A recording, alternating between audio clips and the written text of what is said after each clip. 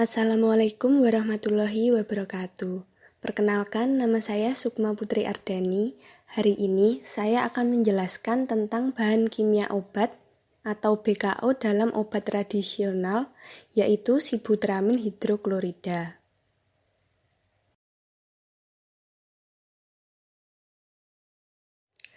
Materi yang akan kita bahas pada kali ini yaitu diantaranya yang pertama, pengertian umum obat tradisional, kemudian ada pengertian umum sibutramin hidroklorida, yang ketiga fungsi penambahan sibutramin klorida pada obat, yang keempat efek samping penggunaan sibutramin hidroklorida, yang kelima obat tradisional yang mengandung sibutramin hidroklorida, dan yang terakhir yaitu yang keenam ada analisis sibutramin hidroklorida.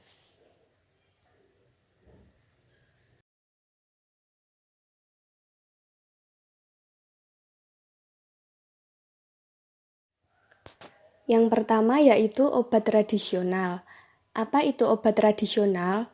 Obat tradisional adalah obat asli dari Indonesia yang digunakan secara turun-temurun oleh nenek moyang. Obat tradisional merupakan campuran bahan alami yang berupa simplicia, hewan, mineral, sarian, atau galenik.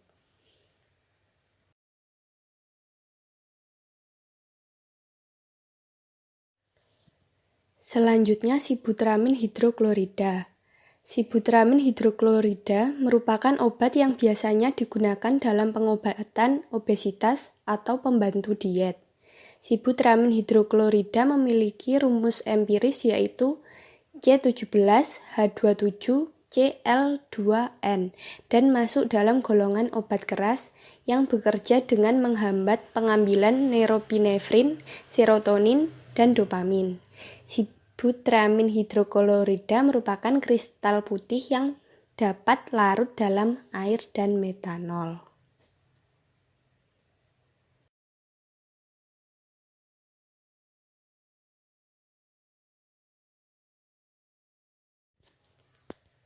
Yang selanjutnya yaitu fungsi penambahan sibutramin hidroklorida pada obat. Sibutramin biasanya dalam bentuk garam hidroklorida monohidrat adalah obat yang dipakai sebagai penghambat nafsu makan secara oral. Hingga tahun 2010, obat ini dimanfaatkan untuk obesitas yang disebabkan oleh faktor luar dengan dikombinasikan bersama diet dan olahraga. Namun, obat ini juga dihubungkan dengan meningkatnya kejadian kardiovaskular atau jantung dan stroke, sehingga mulai tanggal 14 Oktober tahun 2010, penggunaannya dilarang di Indonesia.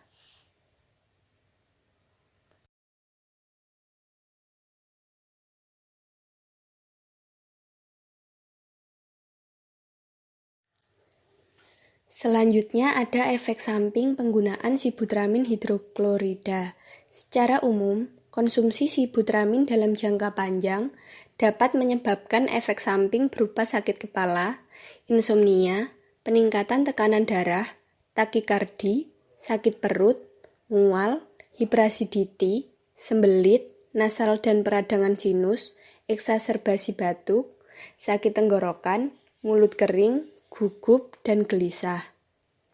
Selain itu, efek samping yang lebih serius dapat menyebabkan tekanan darah tinggi, jantung berdebar, meningkatkan resiko serangan jantung atau stroke, serta epilepsi.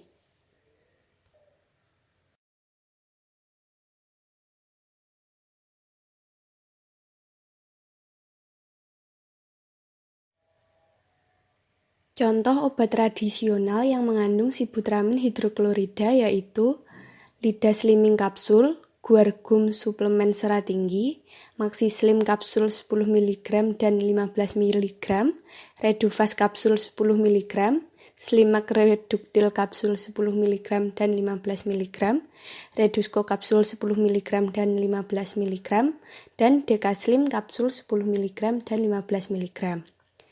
Contoh yang ditampilkan ini merupakan obat-obat tradisional yang beredar sebelum tahun 2010, yaitu sebelum penggunaan sibutramin hidroklorida dilarang oleh pemerintah.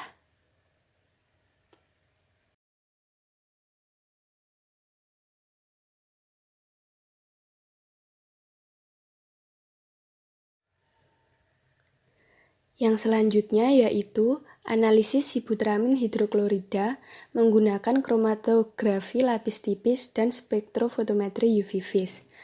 Alat yang digunakan untuk membuat larutan jamu yaitu diantaranya mortir, stamper, peralatan gelas, alat timbang, sonifikator, chamber, mikropipet, plat silika, dan seperangkat alat spektrofotometer UV vis.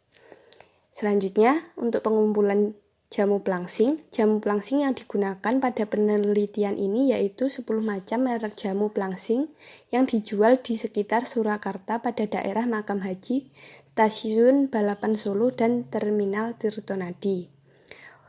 Yang pertama ada pembuatan larutan standar KLT, yaitu caranya ditimbang secara akurat 50 mg sibutramin hidroklorida dan dipindahkan ke dalam labu takar 100 ml. Dilarutkan dengan metanol dan diencerkan hingga kandungan sibutramin hidroklorida menjadi 500 mikrogram per mililiter. Diambil 10 ml dan dipindahkan ke dalam labu takar 100 ml. Diencerkan kemudian difiltrasi menggunakan ukuran 0,45 mikrometer.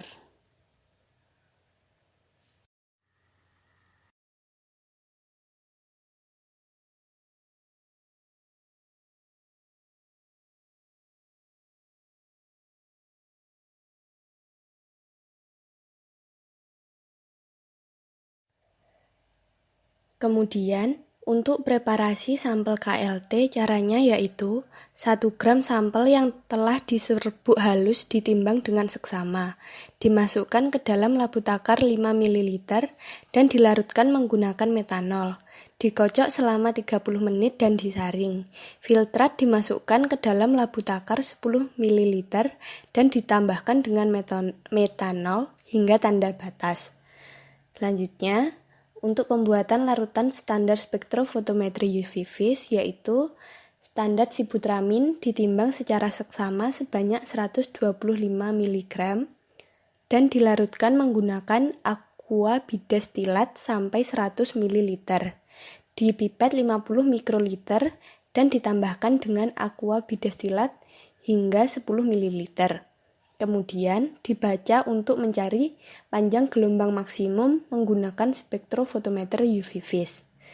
Untuk pembuatan kurva baku yaitu dibuat seri konsentrasi larutan 50, 75, 100, 125, dan 150 mikroliter dari larutan standar dan ditambahkan dengan pelarut aqua bidestilat sampai 10 ml.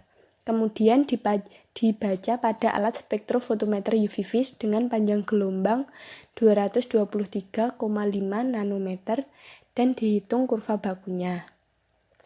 Untuk preparasi sampel spektrofotometri UV vis, caranya yaitu ditimbang 200 mg secara seksama sampel yang diperkirakan mengandung sibutramin, kemudian diletakkan dalam labu takar 25 ml, ditambahkan dengan aqua bidestilat. Dipipet 250 mikroliter, ditambahkan dengan aqua bidestilat sampai 10 ml, kemudian dibaca menggunakan spektrofotometer UV vis.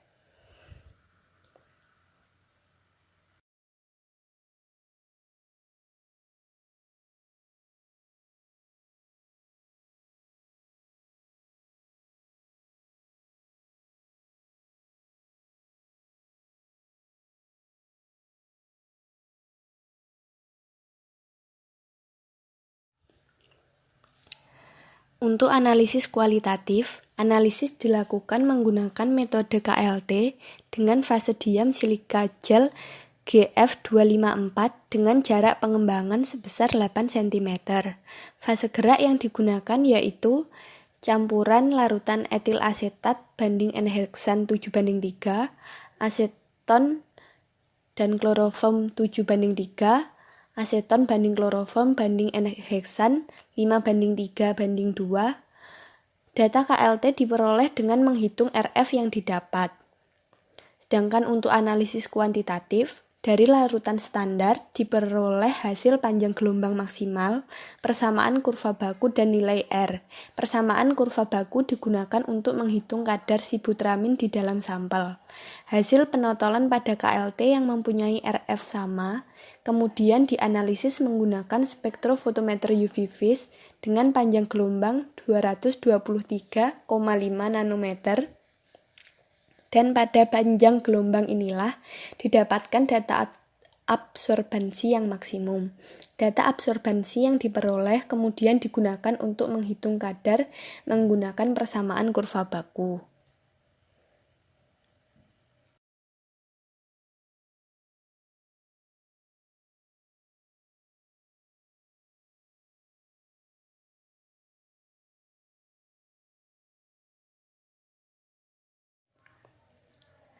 Demikian pembahasan yang dapat saya sampaikan. Atas kurang lebihnya saya mohon maaf. Wassalamualaikum warahmatullahi wabarakatuh.